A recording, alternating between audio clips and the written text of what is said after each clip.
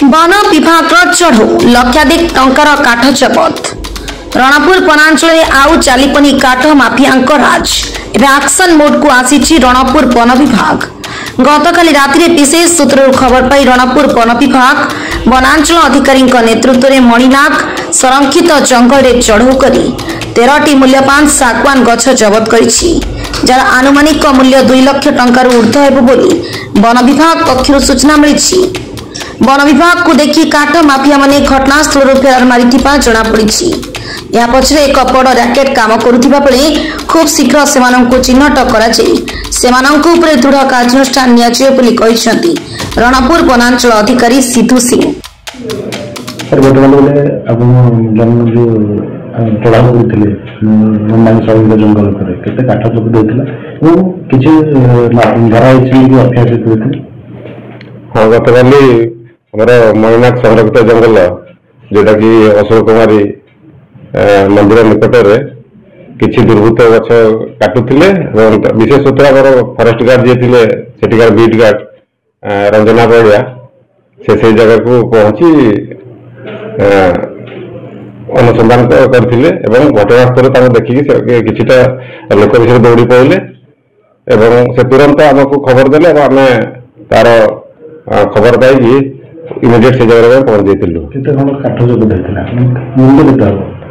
मूल्य खाली 13 खंड सागवान काठ टोटाल जबत होती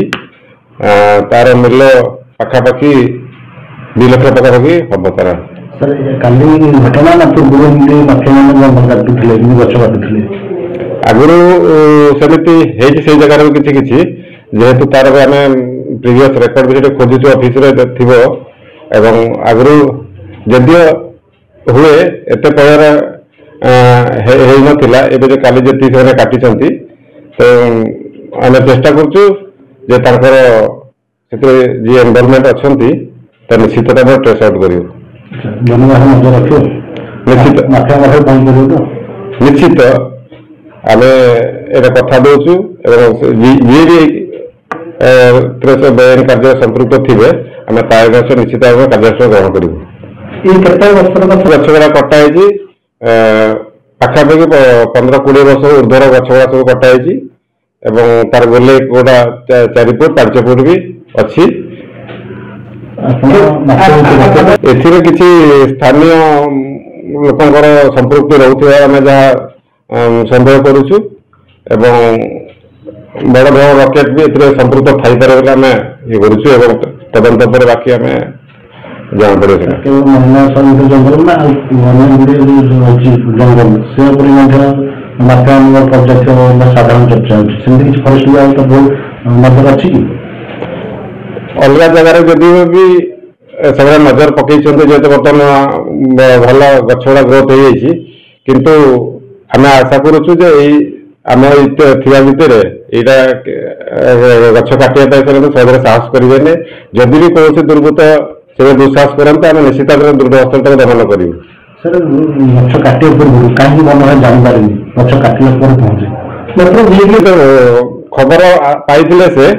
ना तो अधिका से काटी था मात्र अल्प गछ काटिया भर से जेहेतु बीट टारू घंचना 2 किलोमीटर पाखापाखि रोचे महिला कर्मचारी सरकार नियोजित अच्छा कि से भी काली निजे जहाँ मानिया पड़े तो साहस करके से जगह को पहुंचिकी ए सब काठ जबत कर। रणपुर सुशांत कुमार टाकुआ रिपोर्ट साई सत्य न्यूज।